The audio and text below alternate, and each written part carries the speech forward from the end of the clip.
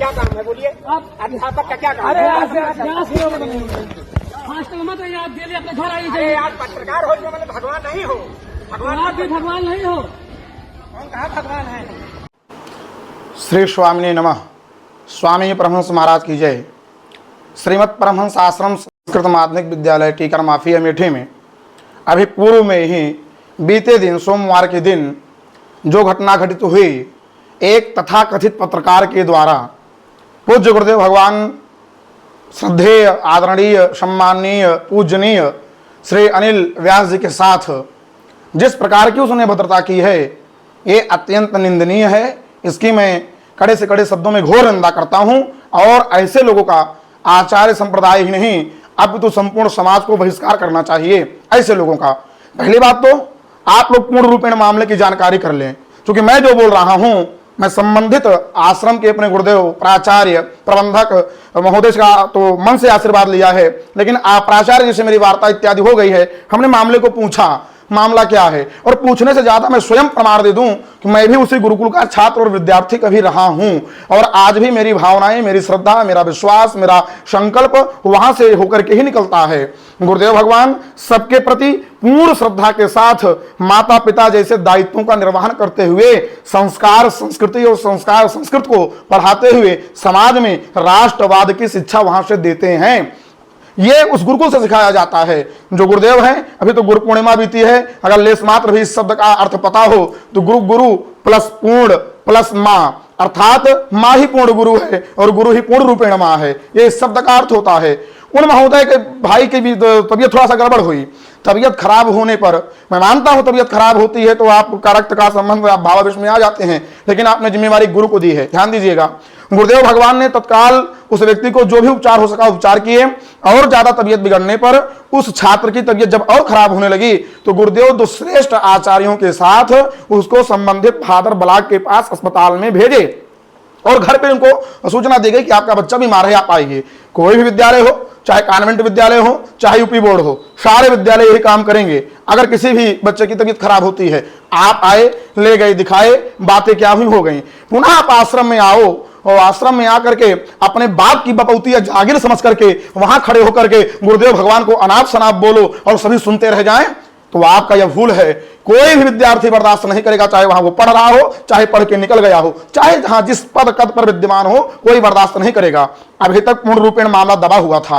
आपके पास अनेक प्रकार के प्रस्ताव गए, गुरुदेव भगवान हैं, आप आके क्षमा याचना करो, हो सकता है आपको माफ कर दे, उनकी करुणा होगी और आप माफी के पात्र नहीं हो। रही बात सुविधाओं की व्यवस्थाओं की, रामचरितमानस, वाल्मीकि रामायण इत्यादि और श्रीमद् भागवत महापुराण में भगवान कृष्ण भविष्य में द्वारिकाधीश होंगे और पूर्ण ब्रह्म के अवतार हैं। भगवान कृष्ण गुरुकुल साध निपुणी आश्रम में जाकर के शिक्षा ग्रहण की है, और कौन सी वहां राजभोग की व्यवस्था थी, भली भात पढ़ लो और लिख लो। इसमें रामचरितमानस में भगवान राघवेंद्र सरकार को वशिष्ठ जी लेकर जाने लगे, तब कैकेयी माता ने कहा गुरुदेव वहां रथ तैयार है, तो गुरुदेव ने साफ मना कर दिया, तो देवी वहां रथ पर कोई नहीं जाता है, क्योंकि अगर ये रथ से जाएंगे तो इनके मन में ऊंच नीच का भाव आएगा, या तो राज सत्ता का राजा रंग का भाव आएगा। गुरुकुल का मतलब है जहां समावेश हो, जहां समानता का भाव हो, वो गुरुकुल है। ऐसे गुरुकुल की वो परंपरा है। तुमको लगता है कि वहां पर एसी होनी चाहिए, तुमने पानी का नाम लिया, वहां आरओ प्लांट लगा हुआ है, वहां ठंडे पानी दर्शनार्थियों के लिए है, तुम विद्यार्थियों की बात करते हो। ये आपके कहीं ना कहीं कुत्सित विचारधारा है।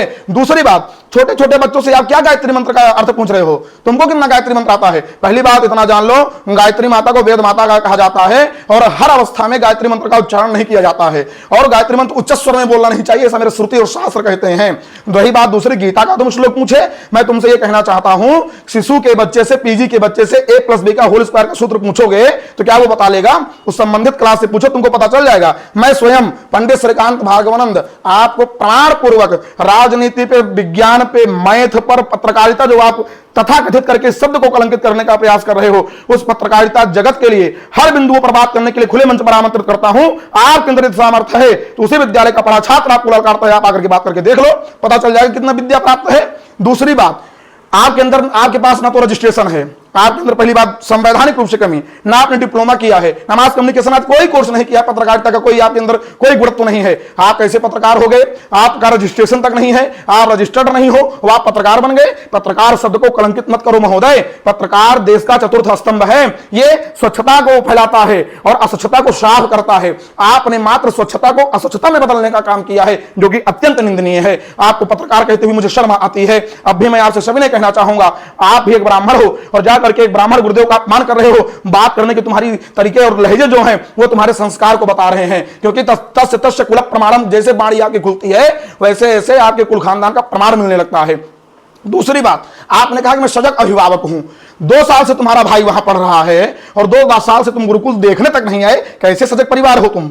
अरे भाई, किसी विद्यालय में तुम नाम लिखा रहे हो तो उस विद्यालय को विजिट करने जाओ, उस विद्यालय के विषय में जानो क्या सुविधाएं हैं। दूसरी बात, वहां कोई शासन नहीं देता गुरुकुल चलाने के लिए। तुमने उस गुरुकुल में आज तक कितना अनुदान दिया या दिलवाया, क्या सहयोग किया, किस व्यवस्था को सुदृढ़ किया?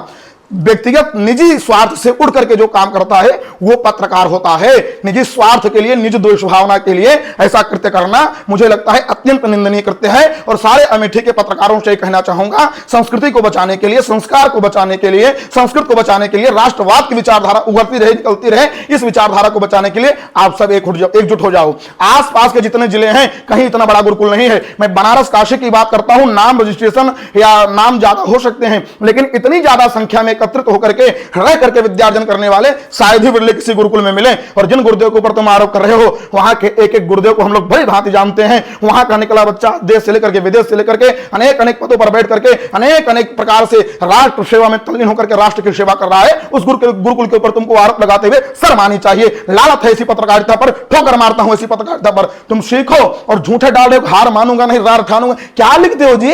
तुम किस लायक हो, किस कोने के हो? एक बानरी सेना छूट जाए तुम कुछ नहीं कर सकते हो, क्योंकि मैं तुमको इसलिए कह रहा हूं और तुम कहोगे कि अनाप शनाप लोग बोल रहे हैं। किसी भी गुरु का अपमान जो शिष्य बर्दाश्त करे, मुझे लगता है वो शिष्य शिष्य कहलाने का अधिकारी नहीं है। और जिस प्रकार से सार्वजनिक मंच में तुमने अपमान किया है उसकी तो सजा ईश्वर तुमको देगा ही, प्लस प्रत्यक्ष में भौतिकवादी दृष्टि से तुमको यहां दंड भोगना पड़ेगा। सस्ती टीआरपी के लिए तुमने किया है। तो मैं तुमको चैलेंज के साथ कहना चाहता हूं, बच्चा, आज तक तुम्हारे मोबाइल पे जितने चैनल बने होंगे उतने व्यूज नहीं आए होंगे, ललकार के कह रहा हूं, जितना इस चेहरे पर दूसरे के चैनल पे आ जाते हैं। अपने की बात छोड़ो, इसी चेहरे पे मैं प्रमाण के साथ दिखा दूंगा, दे दूंगा, इस चेहरे पर जितना दूसरे के चैनलों पर व्यू आ जाते हैं उतना तुम्हारे व्यक्तिगत चैनल पर आज तक नहीं है। और तुम जाकर के वहां सस्ती लोग अरे आ जाते, मेरे पास अकेले बैठते, मैं दे देता तुमको लोकप्रियता, मैं दे देता तुमको व्यूज। अरे व्यूज के भूखे थे तो काहे को संस्कृति की धज्जियां उड़ा रहे हो? काहे के ब्राह्मण होने पर अपने आप को कलंकित महसूस कराने का एक ठप्पा लगवा रहे हो? ऐसा ना करो बच्चा, अभी भी समय है। आगे गुरु शरणागति कर लो, क्षमा मांग लो, हो सकता है गुरुदेव भगवान तुम्हें माफ कर दें। नहीं तो इसको चाहे चुनौती समझिएगा, चाहे प्रस्ताव समझिएगा। सारे गुरुकुल के विद्यार्थी जो पूर्व में आचार्य पढ़ चुके हैं, जो पढ़ रहे हैं और जो पढ़ के निकल गए हैं, सभी एक मंच पर एकत्रित होंगे और हम लोग तत्कालीन इस बिंदु पर विचार करके गुरुदेव के आज्ञा अनुसार, विद्यालय के गाइडलाइंस के अनुसार हम लोग कार्य करके,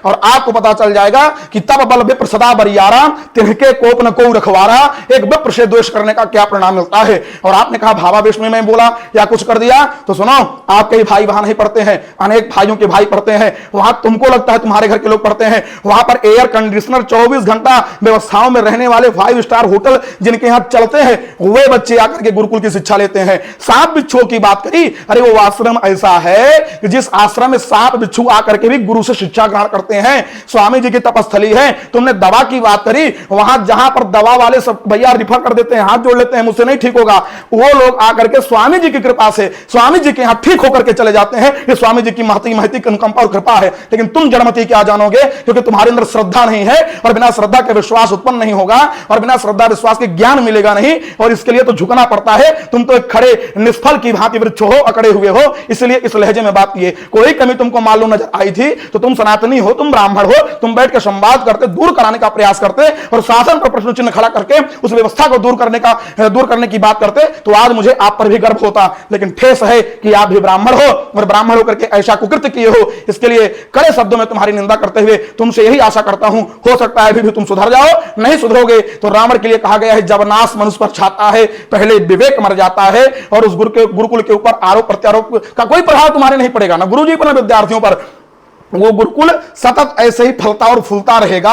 एक भी विद्यार्थी तुम्हारे पक्ष में खड़ा होकर गए, तकलीफ विद्यार्थी झेल रहे हैं, तकलीफ विद्यार्थी झेल रहे हैं, और जो झेल के निकल भी चुके हैं, मान लो जो झेल रहे हैं वो दबाव बस है, और जो झेल के निकल चुके हैं मान लो जिनको विद्यालय का कोई प्रेशर, कोई प्रभाव, कोई दबाव नहीं है, अगर एक भी पक्ष में खड़ा करके तुम बता दो, एक भी गवाही दे दे, बयान दे दे, जो कहो सो हार जाऊंगा, कोई नहीं देगा। क्योंकि हम लोगों ने सीखा है कि बंदो गुरुपद पद्म परागा सूरज सुबास सरस अनुरागा। गुरु की कृपा क्या होती है? गुरुपद पंकज सेवा तीसर भगति अमान। अरे गुरु के चरणों में बैठो तो अमानी बन करके बैठो, सब कुछ प्राप्त हो जाएगा गुरु कृपा ही केवलम के बल पर। लेकिन तुम्हारे अंदर ऐसे गुण लक्षण नहीं दिखे, इसी कारण तुमने ऐसा कृत्य किया। तुम्हारे छोटे भाई को भी मैं कहना चाहूंगा, अपने भाई को थोड़ा सा संस्कार दो जो तुम एक वर्ष में सीखे हो, और थोड़ा सा समझाओ कि उन गुरु की कृपा करुणा कितनी मेरे ऊपर रही, शायद उनकी बुद्धि खुल जाए। क्योंकि विभीषण ने पग पग पर रावण को समझाया, लेकिन जब रावण नहीं माना तो अपनी अंत गति को पहुंचा। और जो भी तुम्हारे पास शांति प्रस्ताव गए होंगे सहानुभूति के रूप में, तुम उसको दूसरे रूप में लेकर के घमंड महसूस करो, तो मुझे लगता है तुम अपने अपने विनाश को निमंत्रित कर रहे हो।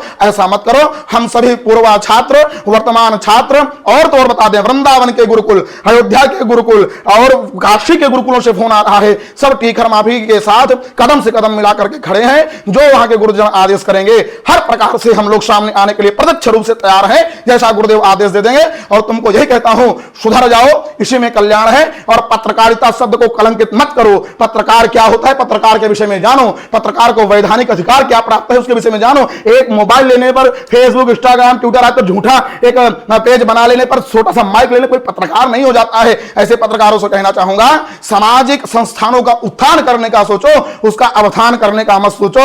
शासन तंत्र से गुरुकुल को 1 रुपया नहीं मिलता है, फिर भी वो गुरुकुल चल रहा है। वो गुरुदेव बधाई के पात्र हैं जो गुरुदेव घर परिवार को छोड़ करके 200, 300 बच्चों को दिन रात देख रहे हैं। अरे 3 बच्चों को देखने में नानी याद आ जाती है। 2 महीने गर्मी की छुट्टी पड़ती है तो पूरा परिवार मनाता है जल्दी विद्यालय खुले, बच्चे स्कूल जाएं, दोपहर भर फ्री रहें। और जो गुरुजन 24 घंटा ऐसे बच्चों को एक उनके अंदर जो दुर्गुण है उस गुण को दबाते हुए, उस गुण को दूर करते हुए सदगुण रूपी प्रकाश करके एक नया देदीप्यमान देवबुद्ध निकालते हैं, उन गुरुदेव पर आरोप करना, प्रत्यारोप कराना अत्यंत निंदनीय है। इस कृत्य की कड़े से कड़े शब्दों में निंदा करता हूं, भर्त्सना करता हूं और पुरजोर विरोध करता हूं। गुरुदेव जिस प्रकार से, जिस स्तर से आदेश देंगे, उस स्तर से रक्त बहाने के लिए भी ये टीकर माफी आश्रम का विद्यार्थी अपना रक्त बहा देगा।